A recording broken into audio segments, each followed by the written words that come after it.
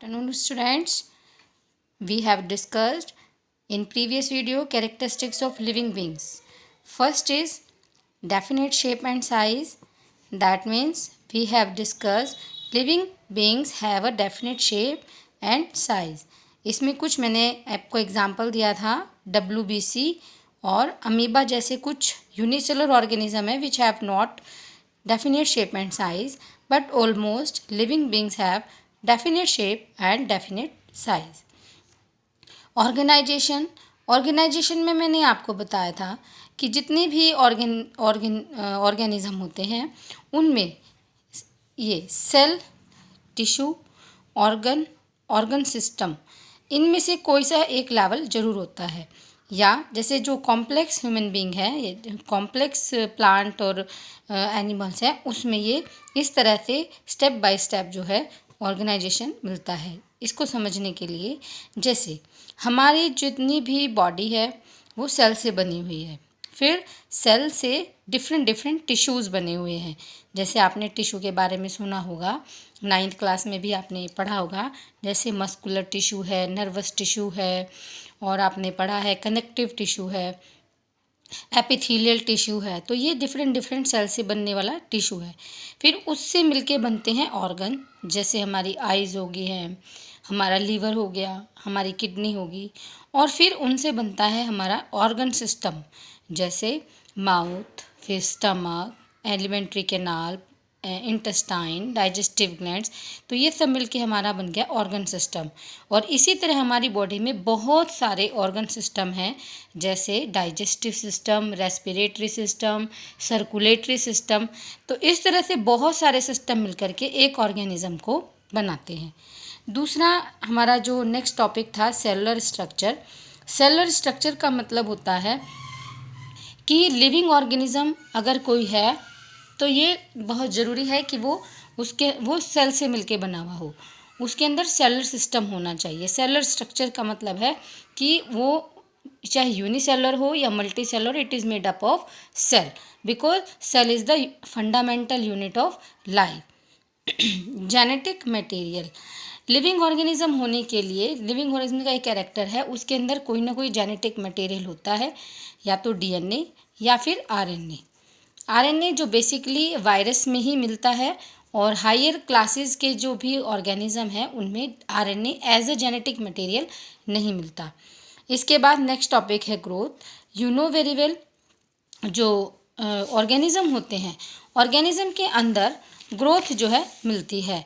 आप ग्रोथ या तो नंबर ऑफ सेल के अकॉर्डिंग देखेंगे या फिर उसके साइज़ के लिए। जो प्लांट होते हैं, प्लांट में और एनिमल में जो ग्रोथ का पैटर्न है वो अलग अलग है।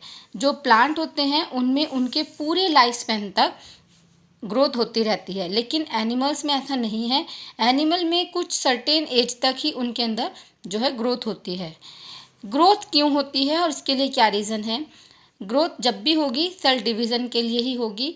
हमारी बॉडी के अंदर कुछ टिश्यूज़ हैं, उसमें क्या है, वो सेल डिवीज़न करते हैं, और जो लॉस्ट सेल है वो रिप्लेस होती जाती हैं, नई सेल जो है बनती जाती है। अब आप कहेंगे यूनिसेलुलर ऑर्गेनिज्म में ग्रोथ होती है नहीं, तो यूनिसेलुलर ऑर्गेनिज्म जो है वो भी ग्रोथ करता है बाय सेल डिवीज़न। अगर हमें देखना है कि क्या वाकई में ही सेल डिवीज़न होता है या नहीं, तो हम इन विट्रो कल्चर का मतलब होता है कि जब हम लैब के अंदर कोई भी बायोलॉजिकल प्रोसेस करते हैं तो इसको बोलेंगे इन विट्रो। तो अगर हम देखें तो सेल डिवीज़न को हम इन विट्रो कल्चर्स में नॉर्मली देख सकते हैं।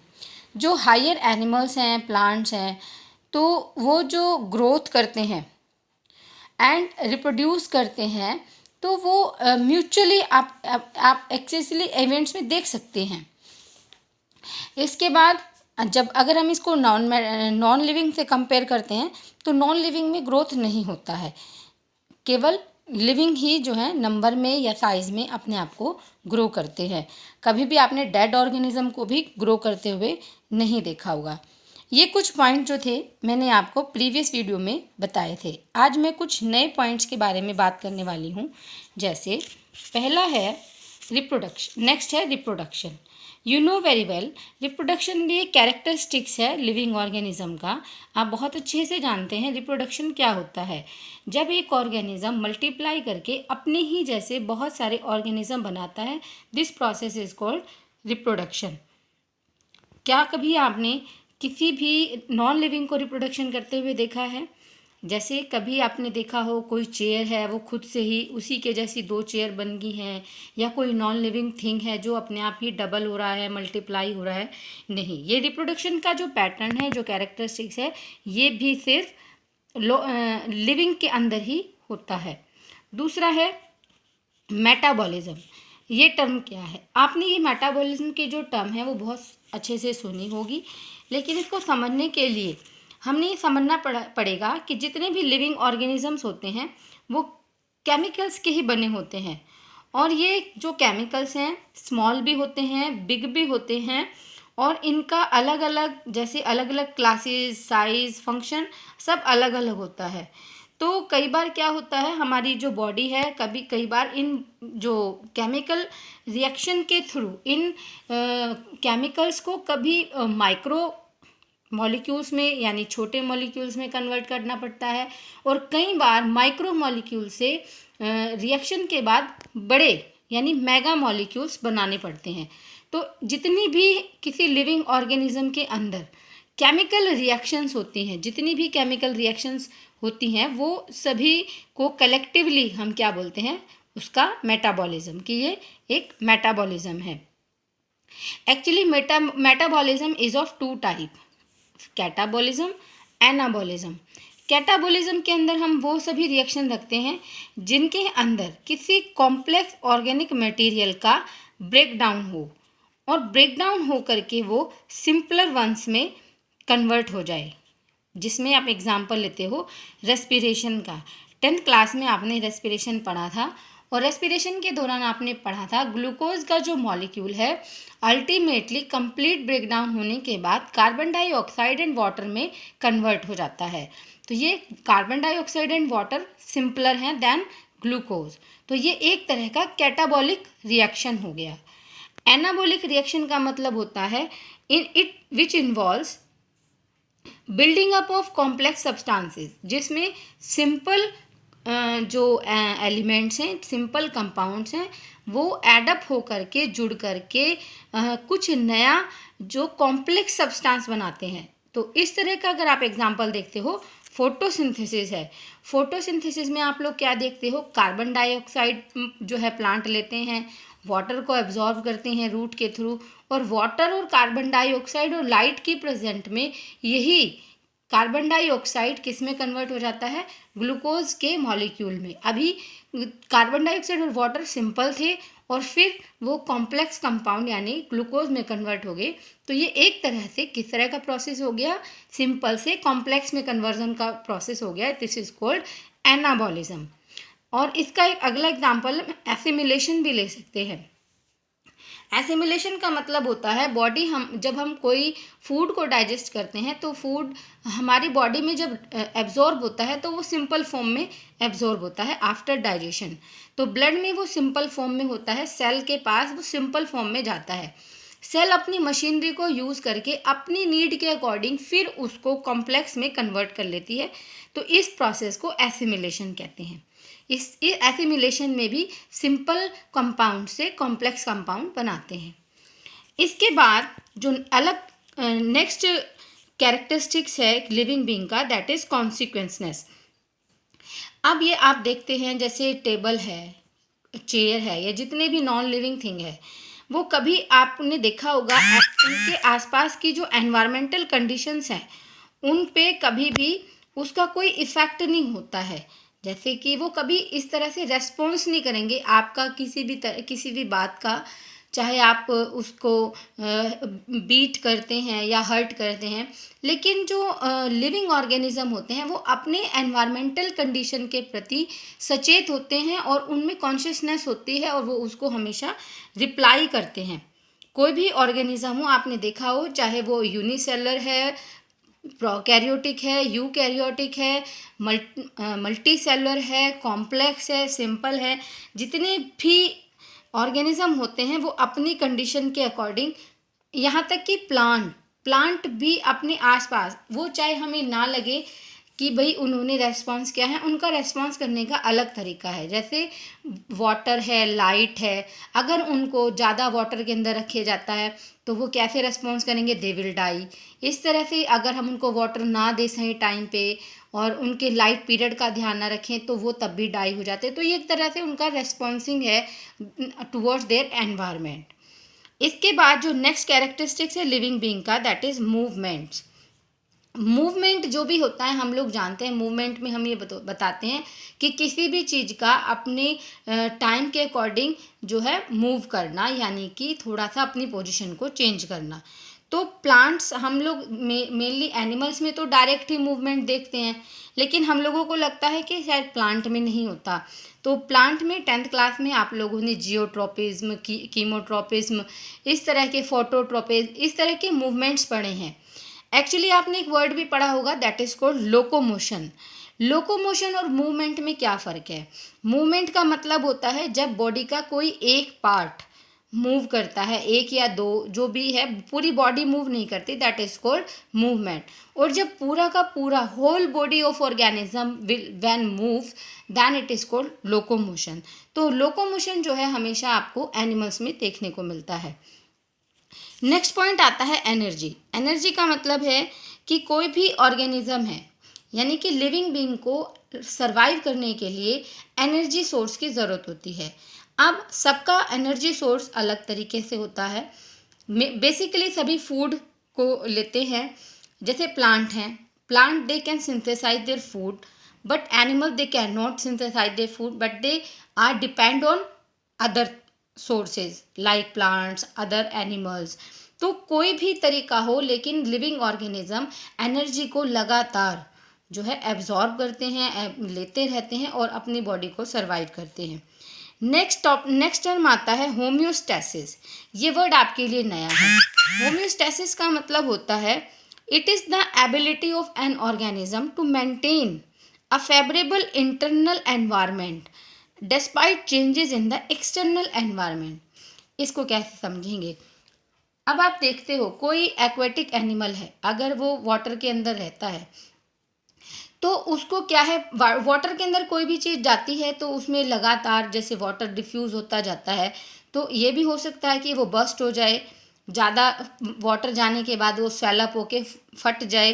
तो कोई भी एनिमल है तो उसके अंदर कोई ना कोई ऐसा प्रोसेस होता है जिसकी वजह से जो वाटर कंटेंट है वो हमेशा इक्वल बना रहता है।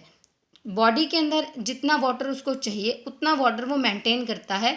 इस प्रोसेस को ओस्मो रेगुलेशन कहते हैं। तो ये तो वाटर के कंसर्न में हो गया। ऐसे ही जैसे हम लोग हैं, हम लोग अपनी बॉडी का टेम्परेचर कांस्टेंट रखते हैं। बाहर चाहे टेम्परेचर 0 डिग्री पे चला जाए, 2 डिग्री टेम्परेचर हो जाए या 40 डिग्री टेम्परेचर हो जाए, बट हमारी बॉडी का टेम्परेचर जो है नॉर्मल 37 डिग्री सेल्सियस रहता है। तो इस तरह से इसका मतलब होता है कि हमारी बॉडी जो है अपने इंटरनल एनवायरनमेंट को हमेशा कांस्टेंट बना के रखती है। तो हर एक ऑर्गेनिज्म इस तरह से अपने आप को एनवायरनमेंट के अंदर जो है कांस्टेंट रखने की कोशिश करता है और इसी प्रोसेस को होम्योस्टैसिस बोलते हैं। इसके बाद ये तो थे कुछ कैरेक्टरिस्टिक्स जो ये बताते थे कि कोई एक लिविंग है या नॉन लिविंग है, जो हमें डिटरमाइन करते हैं कि लिविंग है या नॉन लिविंग है। नेक्स्ट टॉपिक जो हमारा है अब next, that is diversity in the living world. ये वर्ड आपने बहुत सुना होगा। डाइवर्सिटी का क्या मतलब है? आप लोग देखते हो अर्थ पे अब जो है अप्रॉक्सीमेटली 1.7 या 1.8 तक मिलियन स्पीसीज है ऑर्गेनिज्म की। ये नंबर ऑफ स्पीसीज है और हर एक ऑर्गेनिज्म जो होता है एक स्पीसीज को रिप्रेजेंट करता है, एक स्पीसीज को रिप्रेजेंट करता है। जितनी भी स्पीसीज होती हैं वो आपस में एक दूसरे से अलग होती हैं। तो हम कैसे बायोडाइवर्सिटी को डिफाइन कर सकते हैं? The occurrence of different types of species in a particular area, यानी कि एक से ज़्यादा तरह की स्पीसीज का किसी पर्टिकुलर एरिया में पाए जाने को, अर्थ पे पाए जाने को ही बायोडाइवर्सिटी कहते हैं। इट इज़ नॉट फिक्स्ड कभी आप ये नहीं कह सकते कि भाई इतनी है, या हम जब भी इसका अनुमान ही लगा सकते हैं, क्योंकि अर्थ पे कितनी तरह के स्पीसीज़ हैं उनको शायद बता पाना बहुत इम्पॉसिबल है। बहुत सारी स्पीसीज़ ऐसी हैं जो अब तक डिस्कवर नहीं हुई हैं, और ऐसी भी हैं बहुत सारी जो डिस्कवर हो गई हैं बट अब एक्सटिंक्ट हैं, अब लॉस्ट हो चुकी हैं अर्थ से। तो इट इज़ नॉट फिक्स्ड। तो ये तो बायोडाइवर्सिटी का टॉपिक था, जिसमें हम लोगों ने ये समझा कि अर्थ पे बहुत तरह के ऑर्गेनिज्म होते हैं। अब हमारा नेक्स्ट टॉपिक है नोमेनक्लेचर। नोमेनक्लेचर का क्या मतलब होता है? पहले तो हमें समझेंगे कि इसकी ज़रूरत क्या है। आपको पता है there are millions of plants and animals in the world. We know the plant and animals in our area by their local names. अच्छा देखो, हम इंडिया के अंदर रहते हैं, इंडिया में ही बहुत सारे रीजन हैं। हमारे यहाँ पे जैसे कि अगर हम हरियाणा में रहते हैं तो हरियाणा में किसी चीज़ को किसी और नाम से बुलाते हैं, और कोई उसी चीज़ को दूसरी जगह केरला में या तमिलनाडु में उसी चीज़ को दूसरे नाम से, क्योंकि बहुत सारी चीज़ें ऐसी हैं जिनके अपने लोकल लैंग्वेज में अलग अलग नाम हैं। तो कहीं पे जैसे आम बोला जाता है, इसमें बहुत सारे एग्जाम्पल भी दिए जाते हैं कि भाई कैसे हम जो है नोमेनक्लेचर को करते हैं। तो अब हमें ये बहुत ज़रूरी हो जाता है कि एक ही नाम पूरे वर्ल्ड में जाना जाए किसी एक ऑर्गेनिज्म के लिए। तो क्या होता है, जो लोकल नेम्स होते हैं वो हर एक जगह टू जगह, मतलब प्लेस टू प्लेस वेरी करते हैं, डिफरेंट होते हैं। ये तो एक ही कंट्री के अंदर अंदर इतना डिफरेंस है, तो सोचो इतने सारे कंट्री हैं वर्ल्ड के अंदर, तो वो सभी फिर हम कैसे उनको पहचानेंगे, कैसे उनकी स्टडी करेंगे। तो ये बहुत ज़्यादा ज़रूरी हो जाता है कि हम किसी भी ऑर्गेनिज्म को स्टैंडर्डाइज कर दें, उसको नाम दे किसी तरह से। तो इससे क्या होता है, एक ऑर्गेनिज्म को हम पर्टिकुलर नेम दे देते हैं जिसको बायोलॉजिकल नेम बोला जाता है। और ये जो प्रोसेस है कि किसी ऑर्गेनिज्म को पहले आइडेंटिफाई करो, फिर उसके सारे फीचर्स को समझो, और उनको समझ करके उसको फिर क्लासिफाई करो, और फिर उसको जब आप क्लासिफाई करोगे और जब आप देखोगे कि ये किस ऑर्गेनिज्म के साथ मैच करता है, फिर आप उसका नोमेनक्लेचर यानी कि नेमिंग करते हैं। जो प्लांट्स हैं, प्लांट्स के लिए जो नोमेनक्लेचर होता है वो करता है ICBN। इसका मतलब है international code for botanical nomenclature. ये कुछ रूल्स होते हैं। तो प्लांट्स के लिए जो रूल्स और जो प्रिंसिपल्स फिक्स होते हैं नोमेनक्लेचर के, वो ICBN करता है। और एनिमल्स के लिए ICZN, that means international code for zoological nomenclature. तो एनिमल्स के लिए ICZN जो है नोमेनक्लेचर के लिए रूल्स एंड प्रिंसिपल जो है फिक्स करता है। अब कोई भी साइंटिफिक या बायोलॉजिकल जो नेम होता है उसके दो कंपोनेंट होते हैं, generic name and specific epithet. इसका क्या मतलब है, इसको हम एग्जांपल से समझेंगे। ये जो आपने देखा कि एक नाम में दो पार्ट आपने अभी पढ़े, दो कंपोनेंट पढ़े, जेनरिक और स्पेसिफिक एपिथेट। ये जो नेमिंग सिस्टम था ये कैरोलस लिनियस ने दिया था, और इस तरह के सिस्टम को बाइनोमियल नोमेनक्लेचर सिस्टम कहते हैं। अब देखो, आप इसको ध्यान से समझेंगे। जैसे आप लोकल लैंग्वेज में हम इसको आम बोलते हैं, और इंग्लिश लैंग्वेज में उसी को मैंगो बोलते हैं। तो कहीं आम और कहीं मैंगो, और हो सकता है कंट्री के अलग अलग जगह पर इसको कुछ और भी बोलते हो। तो ये बहुत ज़रूरी है स्टैंडर्डाइज करना कि वर्ल्ड में एक इस तरह के फ्रूट को एक ही नाम से जाना जाए। तो इसके लिए बायोलॉजिकल नेम है, मैंगो का बायोलॉजिकल नेम है मैंजीफेरा। इंडिका जो है ये स्पीसीज़ है। एक जेनरा के अंदर एक से ज़्यादा स्पीसीज़ हो सकती हैं।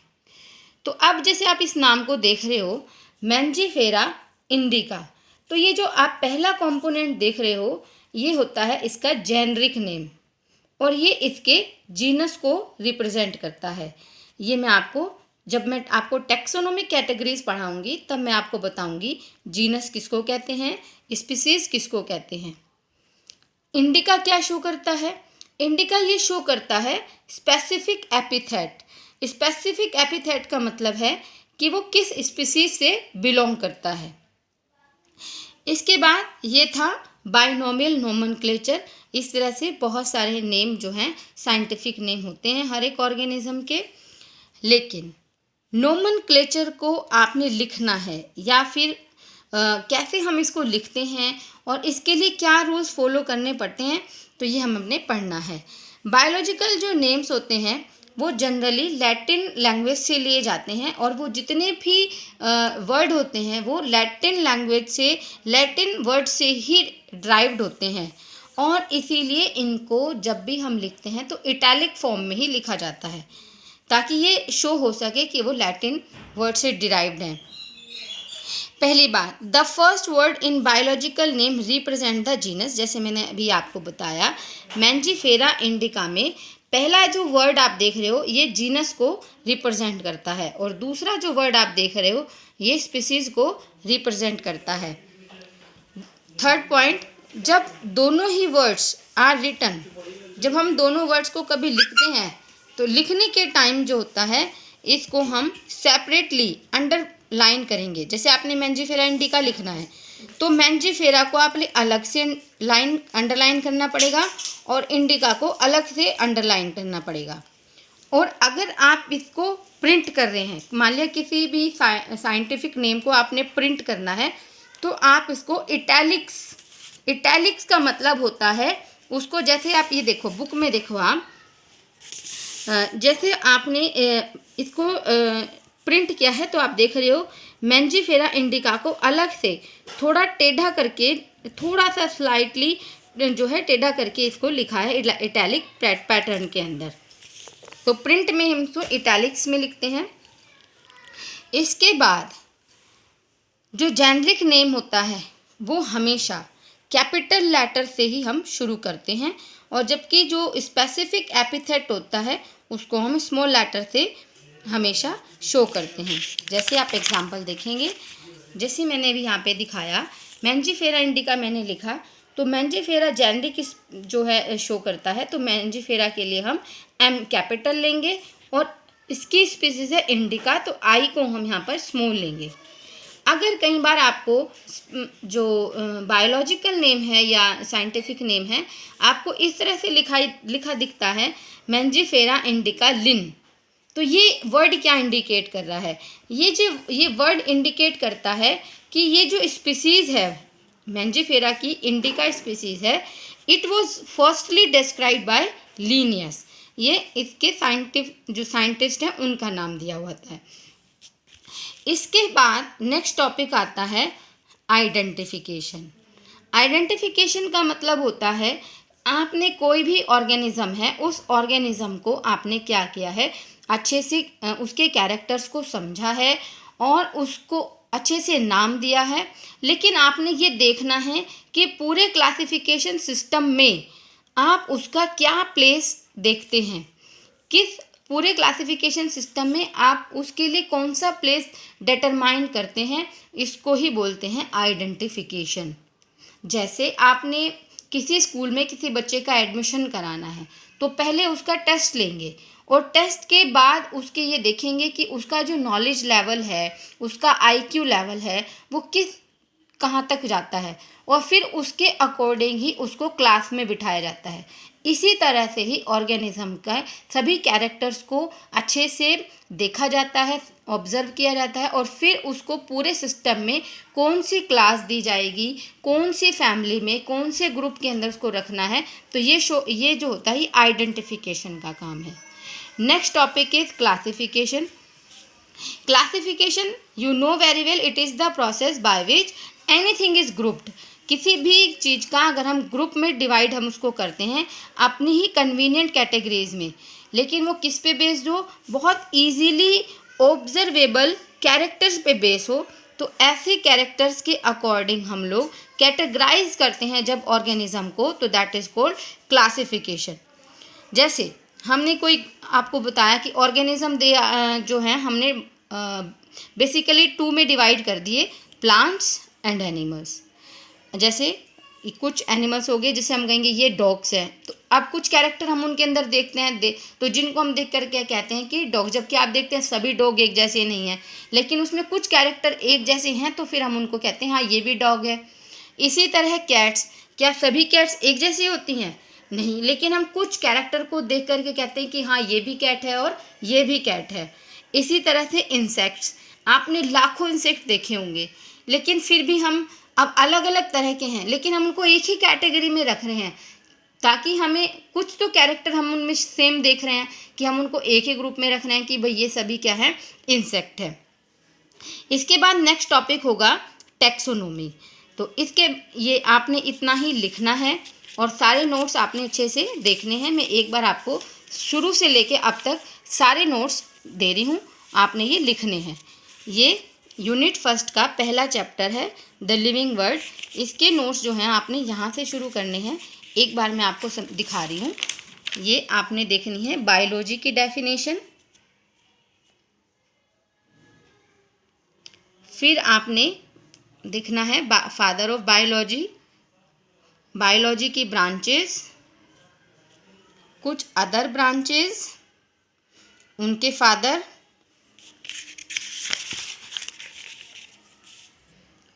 टेबल की फॉर्म में ये बना हुआ है, इसी तरह से आपने देखना है। फिर लिविंग ऑर्गेनिज्म की डेफिनेशन और फिर कुछ कैरेक्टरिस्टिक्स हैं जो एक ऑर्गेनिज्म को लिविंग डिटरमाइन करते हैं। फिर आपने ये देखना है नेक्स्ट पॉइंट्स हैं जैसे रिप्रोडक्शन, मेटाबॉलिज्म के type, consciousness, movements, energy, homeostasis. ये पॉइंट मैंने बहुत शॉर्ट में लिखे हैं, आपने इसको बहुत अच्छे से एक्सप्लेन करके, अगर आपके पास बुक है तो उस बुक से रीड करके उसको अच्छे से एक्सप्लेन करके लिखना है। फिर डाइवर्सिटी वाला टॉपिक,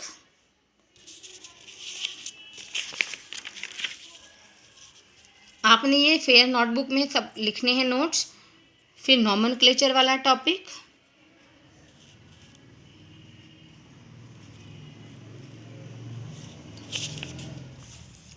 इसके बाद अभी ये क्लासिफिकेशन और आइडेंटिफिकेशन वाला टॉपिक आपने लिखना है। इसके बाद हम लोग टैक्सोनॉमी पढ़ेंगे इन नेक्स्ट वीडियो।